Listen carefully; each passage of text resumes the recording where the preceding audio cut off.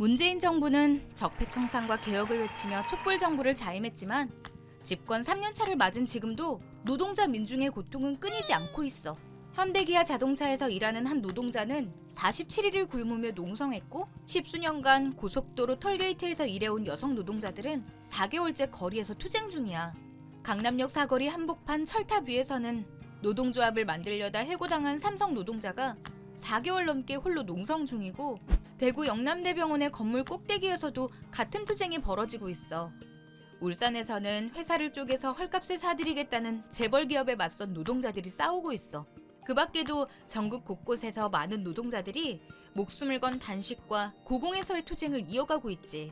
어째서 이 노동자들은 거리에 나서고 철탑에 오를 수밖에 없었을까? 지난 7월 1일 1,500명의 톨게이트 요금 수납 노동자들이 한 번에 해고됐어. 이름만 바꾼 용역회사나 다름없는 자회사를 통해 정규직화 흉내만 내려는 도로공사의 명령을 거부했기 때문이야. 이들을 전원 직접 고용하라는 대법원의 판결이 있었지만 도로공사는 이 판결을 무시하고 소송을 제기한 이들만 고용하겠다고 밝혔어. 이에 분노한 톨게이트 노동자들은 여전히 요금 수납원 전원 직접 고용을 내걸고 싸우고 있지. 공공기관을 상대로 법을 지키라고 요구해야 하는 상황인 거야. 현대기아 자동차에서 일하는 비정규직 노동자의 상황은 어떨까? 현대와 기아차에서 이뤄지던 모든 사내하청이 불법 파견이라는 12번의 법원 판결이 나왔지만 정작 현대기아차는 이를 시정하지 않고 있어. 비정규직 노동자 김수억 동지가 한여름 폭염에도 47일간 단식했던 이유지. 또 다른 자동차 공장인 한국 GM도 사정은 마찬가지야. 회사가 어렵다는 핑계로 비정규직 노동자 150명을 집단 해고했어. 정부가 8,100억 원의 자금까지 투입했지만 소용없는 일이었지.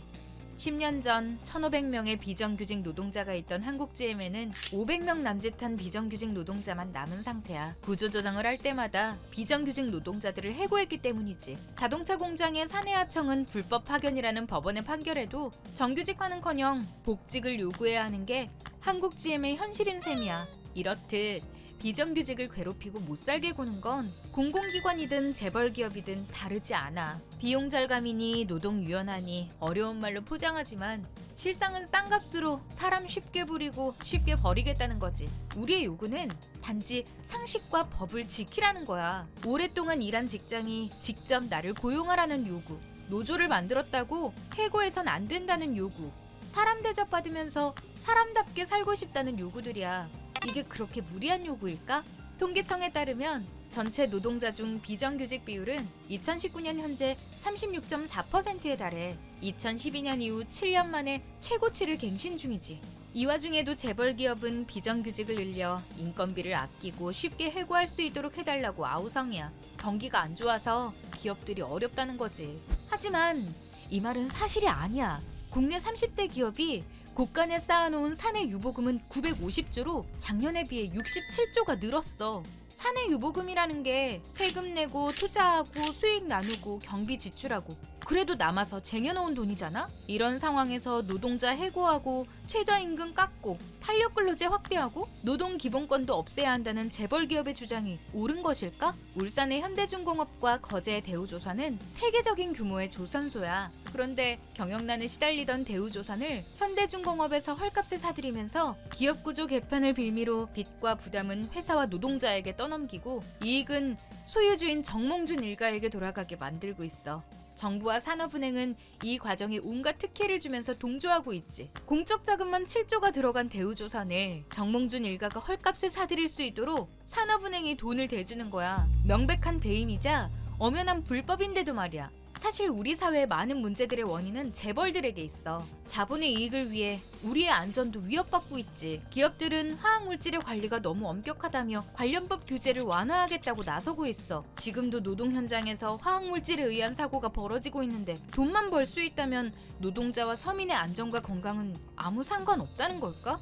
삼성이 자랑하는 반도체 스마트폰은 황유미 씨를 비롯한 수많은 노동자들의 목숨으로 만들어진 것을 잊어서는 안 되는 이유이기도 해.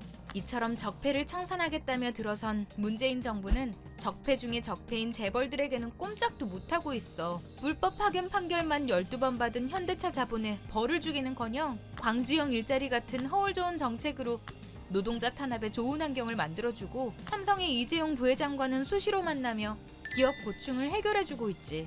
노동자, 서민을 지켜주던 각종 규제를 완화하고 폐지하는 이유도 모두 재벌 기업의 민원을 처리하는 것과 다르지 않아. 정부가 재벌의 요구를 들어주느라 정신없는 틈에 철도, 의료 같은 우리 사회의 공공자원들이 무너지고 있어. 대표적인 사례가 건강보험이야. 문재인 정부는 병원비 걱정 없는 나라를 표방했지만 우리나라의 건강보험 재정 지원은 13.4%에 불과해. 이건 이명박 박근혜 정부 때보다도 낮은 수치야. 건강보험 보장성이 강화되기 위해선 20%가량의 국고 지원이 필요한데도 정부는 최근 13년 동안 건강보험에 줘야 할 24조 5천억 원도 내지 않고 있어. 의료가 공공성을 잃으면 당장 우리의 생명이 위협당해. 돈을 못 번다고 진주 의료원을 폐쇄한 이후에 경상남도의 표준 사망률이 급증한 것만 봐도 알 수 있지. 서민의 발이라는 철도 역시 마찬가지야. 공공재인 철도를 민영화하면서 철도 노동자와 승객의 안전 문제가 끊임없이 발생하고 있어. 민영고속철인 SR은 안전에 필요한 비용을 코레일에 떠넘겨 수익을 내고 있지. 한편 코레일은 KTX의 수익으로 무궁화호나 화물열차, 지방노선 같은 수익이 많이 나지 않는 열차와 노선을 유지하고 있는데 민영화 철도 때문에 이런 노선을 유지하기가 어려운 상황이야. 사회 공공성이 위협받고 있는 거지. 이처럼 한국 사회의 많은 문제들은 서로 얽혀 있어. 재벌의 배를 불려주느라 비정규직 노동자, 서민의 삶은 피폐해지고 사회 공공성은 무너지고 있지. 결국 재벌 체제를 극복하기 위해서는 노동자인 우리가 직접 나서서 사회 구조를 바꾸는 사회 대개혁 투쟁을 만들어야 해.